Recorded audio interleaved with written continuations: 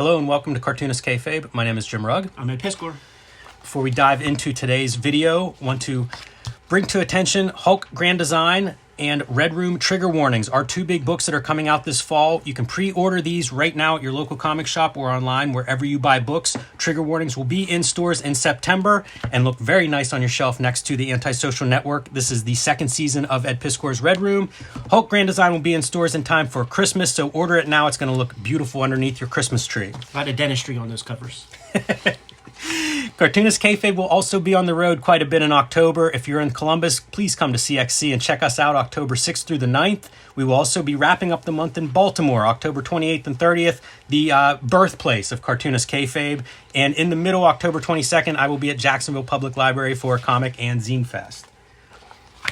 And now that we're done paying bills, let's dive into this black and white 1986 classic, Deadworld, originally published by Arrow Comics. It would go on to be one of what I think of as a flagship title for Caliber Comics, both publishers out of Michigan area.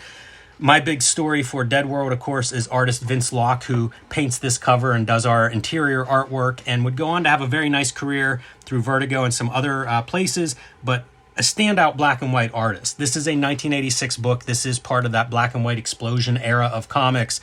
And this is one of the good ones. This is classic outlaw comics right Absolutely. Here. For a while, they would do Deadworld in two cover versions. Yeah. One was like the more tame version, which is funny because you see the recommended for mature audiences, and there's some info about that inside. The other cover would be like the violent, graphic, offensive cover. Yeah, and they would even be like edgy about, like it would be like the cover for sissies. Yeah, or something like that. Like, here's the cover for sissies, and here's like the cool cover or something. But pretty fun to start with, missing an eyeball already. And this is a zombie book for anybody that isn't familiar with Deadworld. This is The Walking Dead before The Walking Dead. Right, and it's been published through several volumes, but this original one is the one that spoke to me. I got a trade paperback of this probably as soon as I started getting advanced comics or previews and going through and like picking stuff out to pre-order. I found a Deadworld trade paperback of like the first 6 or 7 issues, which were all Vince Locke, and they blow my mind. Like, we're going to see his art evolves quite a bit over time. He's a great artist, but he's good from the beginning, and you're going to see this really cool art. I do want to mention the editorial before we begin. This is by Stuart Kerr, who was the publisher of Arrow Comics and also the writer of Deadworld, and he's talking here about censorship issues, which we would see Frank Miller carry quite a bit of water for, and this is in response to Comics Buyer's Guide letter columns. But I think the idea of censorship in comics was really all over the place. Like, there were retailers who were against these more mature comics. Steve Jeppy. Oh, good call. I was thinking of a guy out of Texas who we saw in Words and Pictures had actually told employees not to post the mature books out and stuff like that. So there was a lot of noise being made about this subject matter in these comics that were not safe for kids. So we have Kerr kind of weighing in on this and standing back a little bit, saying, it's up to everybody to decide where their limits are. But clearly this is not a book aimed at kids, and that's why he puts the mature warning on the cover.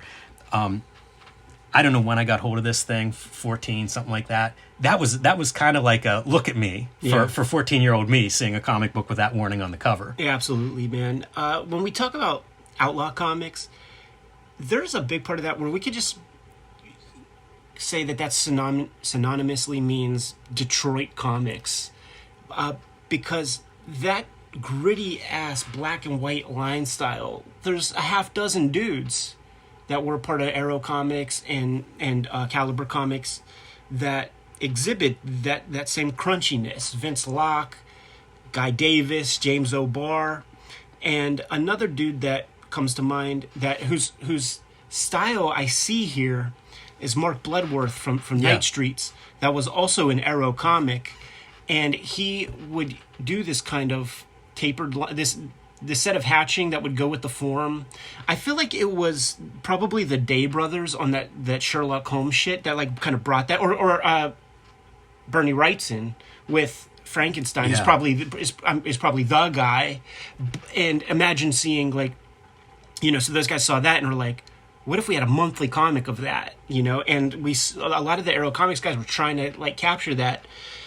So this is an example of that. But he's not mentioned, but I see Mark Bloodworth on these pages. Yeah, and I think there's an ad for his comic as well in here, and there's some back matter editorial stuff, and they talk about context, and it's that Vince Locke was part of that group, you know, these artists that you mentioned that were kind of local, and they were trying to figure out a vehicle for him, and that's how Deadworld comes about, and it's so good, like it's such a good fit. And you mentioned, you know, what an outlaw comic is, and Detroit being maybe the capital of the outlaw comics, but I always think like it's all this ink, you know, like they're doing all the values and textures, and it's like you go in knowing we're doing a black and white book, and you just do everything you possibly can in black and white to take advantage of it. And it spoke to me when I started to find this stuff because, one, I had no idea how to color anything. I was just doing black and white drawing in my sketchbooks. But it also, like, at some point you start to see this stuff, and I don't miss the color at all, you know? And then it's like, unlock this, because this is the kind of comics I need to make. Yeah, it's fun to think about this. This would be like the bargain bin version of doing the grays and stuff, because like there's no duotone, there's no zips. Yes. That stuff costs a lot of money, and if you don't have that money, or if you can't bank on, you know, expensing a portion of that from your income, you got to do that shit practically, and that's what Vince Locke is doing right here. At this level, it does get muddy. It's unclear at the end of the issue, like, are we dealing with 5 people? Right. Are we dealing with 6 people? It's unclear. We know this guy's the most daffy of them all. Yeah, kind of the kid in the group. We get to see cartooning in here, though, which is something I don't associate with current Vince Locke or like late period Vince Locke. So we're going to see some real cartoony stuff that I think might have Guy Davis influence. Could be. I think they shared studio at some point. And I want to point this out because there's a lot of story in this first issue. Like, it's a pretty satisfying standalone issue. We often talk about that when we look at like an issue 1.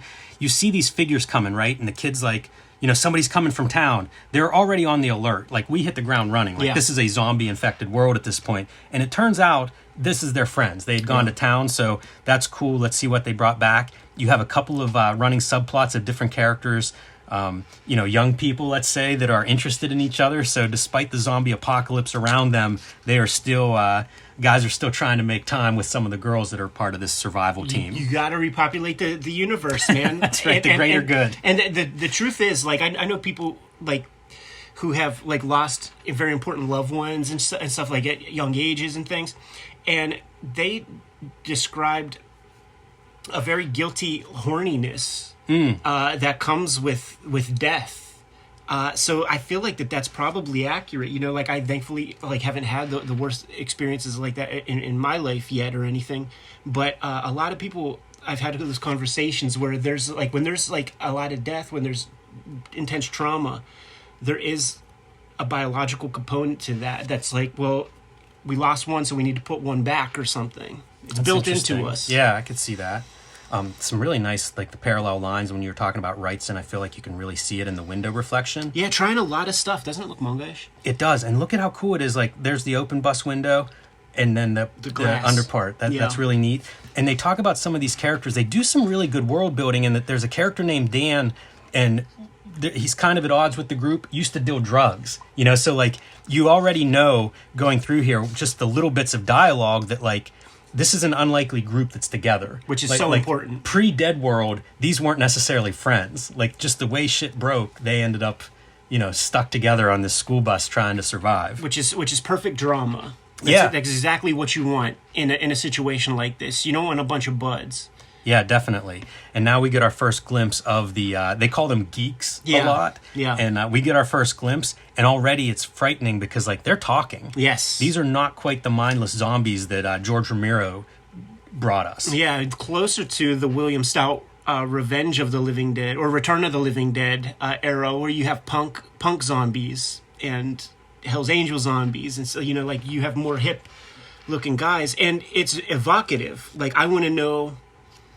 what caused this? Like, what are these guys, man? Yeah, I think at some point they do call them zombies, but when they're calling them geeks, that was my thought too. It was like, is this not a zombie apocalypse? Are we dealing with some other type of situation? So it is interesting because it raises some of those questions. And check out, like, I mean, this is a 16-panel grid. Yes. Something we would have seen in Dark Knight, which makes sense, 1986. But then even breaking it down further. And all the characters, you know, like I said, they don't get along. So it provides a lot of fodder, and Vince Locke on the lettering, which is pretty fun. I'm a fan of his lettering. I'm glad you brought that up. I like his lettering a lot. You watch it evolve on Baker Street, I feel like. Yeah. And it's not like I was making fun of the fact that like you don't know how many guys we're dealing with at the end. You definitely don't. But whenever you have a page, every page feels solid. The problem is there's maybe so many characters that you lose track. And with this kind of art style, Neil Gaiman calls it funny hats. Like every character has to have a funny hat. And there's not enough of that distinction amongst a lot of these characters, and you can't quite see it so easy. Like everything is kind of clear, but there's also a muddiness. Yeah, I think it clears up a little bit as he goes on too. Like I should have brought that trade just to show kind of his evolution. Sure. But this is, I think, maybe his first comic. So people just evolve fast whenever in that early stage. And speaking of like the different hats, so we have a couple of these girls that are, I don't know, 18, 20, early 20s, something like that. One brunette, one dark hair. But then sometimes we have these close-ups where you're not going to get that context of, what color's your hair? I only see your eyeball here crying.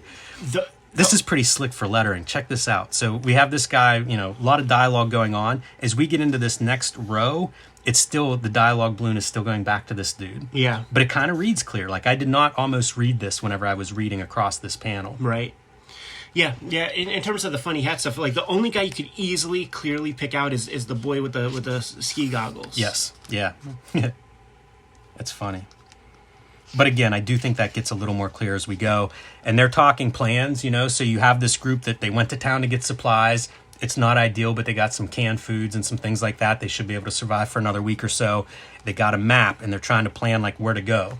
They're looking for a radio to see if there's any signal somewhere of where this situation isn't happening. But as far as they know, it's the whole world. So we got to travel, and best we stay out of like population centers. So now we got to take kind of side roads or highways and stuff that keep us out of the big cities along the way. It seems really well thought out, man. And the one thing though, like, is like that I always think about with these like kind of apocalyptic things is there's got to be like you can't drive 20 feet without bumping a car or something. Like where did all the people go? All the cars dematerialize also? That's very true.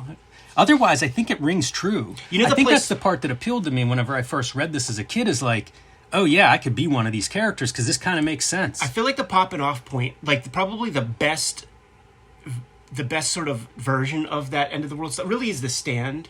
That sort of makes you realize, like, oh yeah, like there ain't just like cows being killed and put into Shop and Save now. So like you got to figure all that stuff out, everything. Yeah, for sure. And they do lay those seeds. The other thing we say in these issue ones is like, you want to lay those conflict seeds. Yeah. We're going to see some people vying for leadership as this goes on, and that stuff, that dissent's already here. And we have our kid that's wearing those goggles say, what's the matter with everybody? Everybody's been fighting lately. The response, we're out of toilet paper. That always makes a person grumpy. That's fun. That's kind of fun dialogue, right? And listen, when we were all going through that COVID stuff, I saw fucking 7 a.m. at the grocery store. I saw Karens coming out with fucking 4 giant bags of toilet paper. That's the worst part is whenever this kind of stuff rings true to something in today's world. Yeah. Hits too close to home. These bits. Mm-hmm. Like, you don't see Vince Locke doing that these days or much after this, and it makes me think of, like, Guy Davis touching these pages or something. This is fun, too. He's trying to make time with this girl, and she's like, can't do this. Punches him in the stomach. Putting him off. There's a good scene too where one of these, I think it's one of the girls, are talking about like they were in class and they were going to cut class and go do this and that, like all the plans that don't take place, no prom because of this outbreak, and ends up like breaking down and crying. And it's like, that's good. That's a good character moment, like she's reflecting on the world that was. I give these guys a lot of credit because I don't know how many comics were like this, and they're doing it on their own. It feels solid. Yeah, like it doesn't feel like anything is missing. And this is great. As they're like kind of just lingering around, do you guys smell that? These dead bodies have a scent. So if a group of them comes up, you're going to know about it. It's one of those great writing pieces too, man, where like you're not telling us, hey, there's a zombie over there. It's through scent, like the part that like you have to give us that part because we obviously don't have scratch and sniff comics. Great build up, must be a pack of them coming this way. Followed us from the city or something. It's all logical. All right, so a couple people are missing. He's yelling for them because something is definitely getting tense here. And you can almost see Vince Locke getting better already with some of these page layouts. Great lettering stuff to just like communicate that urgency. Yeah, and as he's starting to create like using negative space to allow some of this stuff to breathe, really improves his compositions. It does. It's good art. It's good art, and it just gets better and better for quite a while. I feel like Guy Davis drew this, and he inked it. Because it's a specific Guy Davis. It's young Guy Davis. It's the Realms Guy Davis, not, late period Baker Street Guy Davis or Sandman Mystery Theater Guy Davis. Like, there was an era of Guy Davis where he was kind of manga-ish. That's fun. Yeah, I'd like to talk to these guys and hear some stories about back in the day and how they worked together and how much they were maybe passing pages around. How about that for some fun sound effect lettering? Yeah, I feel like that looks really good on the page, too. Just because you said that, you will find comics that are by the creative team of Barbed Wire Halo Studios, and that was a consortium of James O'Barr, Vince Locke, and Guy Davis. It's a lot of talent. Yeah. And sure enough, it is zombies that they were smelling, and here they come up the road, and it's just a parade of them. Yeah, you could tell, like, these dudes are evolved from Bernie Wrightson's Frankenstein. Like, that blew their minds. I was going to say, like, once you start to see, like, decomposing zombies, Locke's style suddenly is like, oh, man, it's built for this. Yeah. It's almost like this is all just him trying to do the other stuff to get to the point where he gets to unload his inks on zombies. When you talk about the vehicle, like it's a perfect vehicle, and he's built a career doing album covers for like metal bands and shit because this imagery, I mean, that's the point. Yeah, and you can see headshots on your zombies showing up. The series gets pretty violent. For sure. And it's the stuff that I loved. Like, I was so, like, when I found a book like this, it was so exciting. It's such a far cry from your Comics Code approved Marvel antiseptic kind of comic. If the comic is called Deadworld and it's not violent, we got problems. And now, you think you had problems before. What happens when these zombies show up on motorcycles? They're talking to each other, they're intelligent, and they're now fast on motorcycles. And, of course, nobody's expecting that, so the very first one lands a chain right to the head. Yeah, dude, look at that swing, dude. It's good. Yeah. It's good, and the bike peeling away is good. Mm-hmm. Good with physics a on there. human head. Shooting after him after it goes. Like, this whole sequence makes total sense.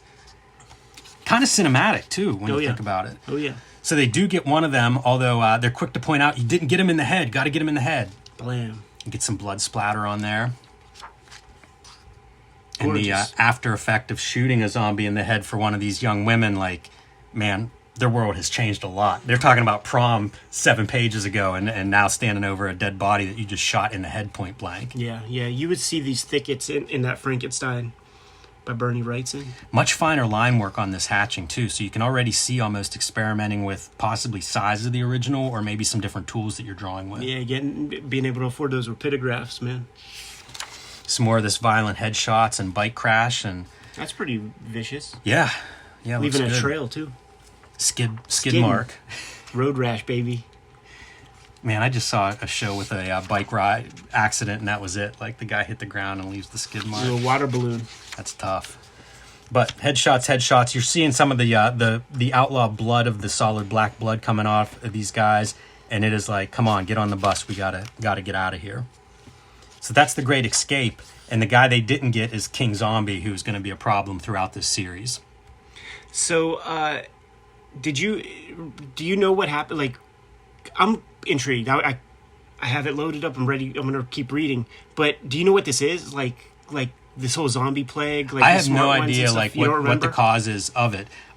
I just remember, like, it's bleak. And, like all zombie stories are, right? Because you've got a small group of survivors and they get bit, and now you've got one less survivor, and it's somebody that you liked, and it's, it's what you expect out of these zombie stories. And because it's kids, and I'm reading this when I'm a teenager, so close to their age, it it was great. It was so easy to slip into this story and kind of feel that dread. Yeah. And them just trying to stay out ahead of the zombies. And it's like numbers wise, you know, the odds are so against them. And it feels that way. And I think the end of that first trade, they do encounter some military, like helicopters come in or something like that.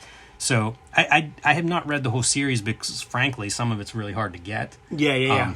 But I do remember reading that first trade and just loving it and wanting more of it. So I do have some scattered issues besides that original story.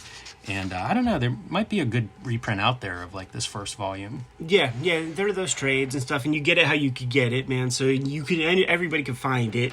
It's always the fight with these indie black and white comics or small publishers is like accessibility. It's true.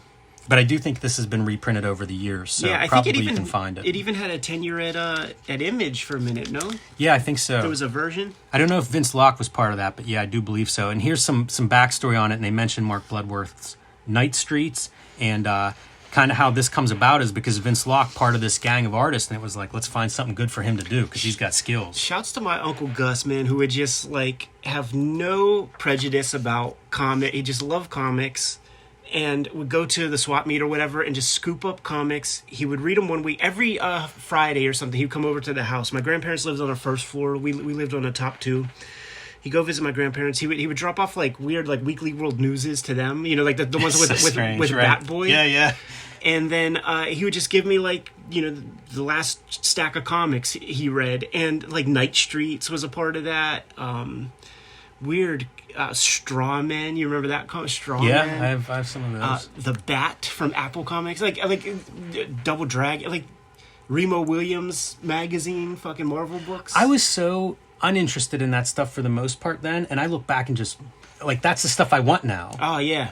You know, it's all these other voices. He created in me like just like lack discrimination from that stuff, and it was often the black and white shit that was most interesting. That's the most eccentric kind of stuff. You know, you just don't have a lot of gatekeepers telling you can't do this or that, and people figuring out how to do this stuff on their own without any kind of real like this is the way to do it. So you get some real creative stuff. I love this ad. Like that's a beautiful piece. Absolutely. We had done some early caliber comics, and somebody reached out and said they have like the whole collection of Night Streets art, which is kind of neat to think that, you know, like that exists somewhere in more or less intact. But it's really beautiful looking, and books that you can find, I find in dollar bins, at least around here. I feel like there's a closer tie to that Detroit, Michigan scene here in Pittsburgh than maybe some places in the country, but you can find a lot of these kind of comics around here. We had good shops in town, you know, and they stack this stuff up, man. But, you know, I got my complete Night Streets. I love this, dude. That's like a very early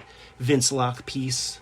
It's really great because the characters, you know, that's cool, whatever. But look at the care on the background. Yeah. It really kind of grounds them. And it's almost hints of manga where your background is labored over, or anime where your close. background Does is. that say Guy Davis? Guy Davis, yeah. Yeah.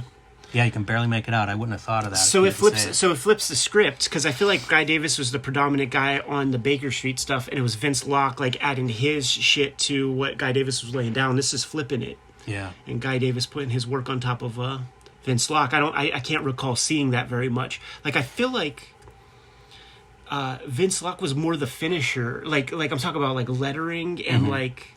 Yeah, you'd see his name and credits on some of those books as just letter. With the barbed wire Halo shit. You know, it's like Guy Davis doing the bulk of the inks or something. Man, those guys are so good. And some of their early works, it's fun to watch that develop. You know, like talented young guys, like they just grow so fast. We got videos out there, man. The Holy Grail of Outlaw Comics. Caliber Presents Issue 1. We got it. Picked it up at a quarter bin. Shouts to Duncan Comics. Yeah, man. Good to go, Jimmy? I am. Kayfabers, like, follow, subscribe to the YouTube channel. Hit the bell. We'll notify you when new vids are available. It's out there, Jimmy.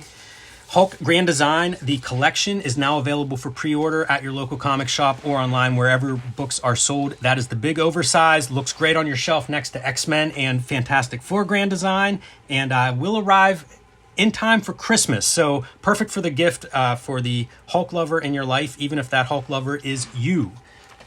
You can also join me on patreon.com/JimRugg, where you can see a lot more of my original art and process. Red Room Trigger Warnings trade paperback coming out September 2022. Murder on the Dark Web for Fun and Profit is the name of the game. Collecting the 4 issues of the 2022 series of Red Room Comics. About 60, 70 pages of extra content in there. Drew about dozen extra pieces that are in that book to kind of tie everything together.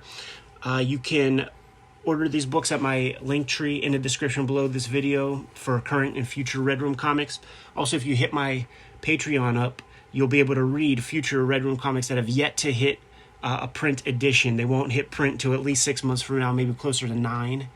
And $3 will get you the archive there. Almost 300 pages worth of stuff. You can read all of this at the Patreon. Thank you guys so much for supporting the work that way. What else do we have, Jimmy? You can subscribe to the Cartoonist Kayfabe e-newsletter at the links below this video. You can also find Cartoonist Kayfabe t-shirts and merchandise at the links below this video. Another great way to support the Cartoonist Kayfabe channel. Give them those marching orders. We'll be on our way. Read more comics.